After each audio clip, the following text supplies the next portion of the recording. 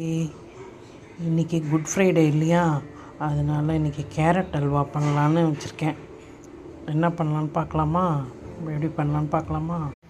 Hello மக்களே, இன்றைக்கி good Friday இல்லையா, அதனால் ஒரு ஸ்வீட் பண்ணலான்னு கேரட் அல்வா பண்ணலான்னு எடுத்து வச்சுருக்கேன். அதுக்கு தேவையான பொருள் கேரட், கொஞ்சம் பாதாம், முந்திரி, சர்க்கரை, ஏலக்காய், பால். செய்முறையை பார்க்கலாமா? இப்போது நம்ம கடாயில் நெய் விட்டுக்கலாங்க.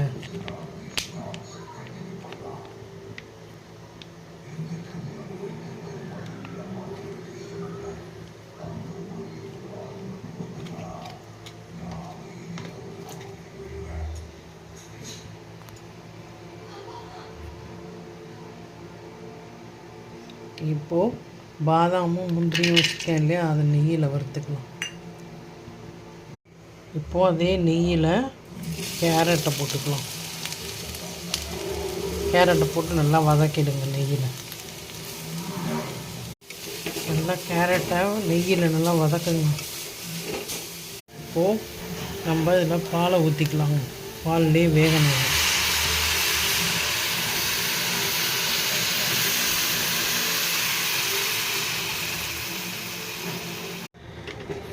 ஆக்சுவலாக காய்ச்சின பாலை விட்றவங்க, காய்ச்சாத பால் இல்லை, காய்ச்சின பால். இது இந்த பால்லையே இந்த கேரட்டு வேகணும்.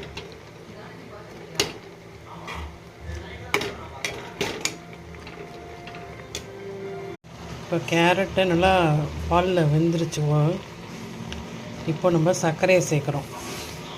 ஆக்சுவலாக இந்த கப்பில் 1.5 கப்பு கேரட் இருந்தது, அதே அளவுக்கு சர்க்கரை எடுத்துக்கணுங்க. நல்லா சர்க்கரை கரையிற வரைக்கும் கிளறிட்டே இருக்கணுங்க.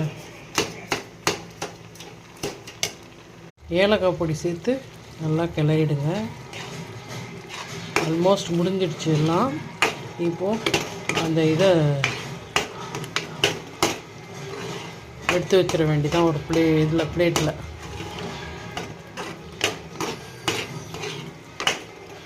நான் கலர்லாம் சேர்க்கலை, ஏன்னா கேரட்டே ஆரஞ்சு கலர் இல்லையா, இந்த கலரே இருக்குது, நேச்சுரல் கலரே இருக்கட்டும்னு விட்டுட்டேன். சரிங்களா?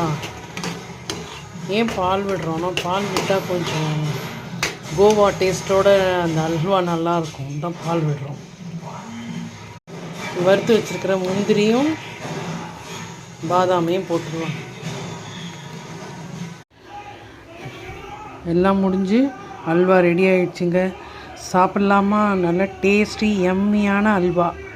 நீங்களும் சாப்பிடுங்க. தேங்க்யூ.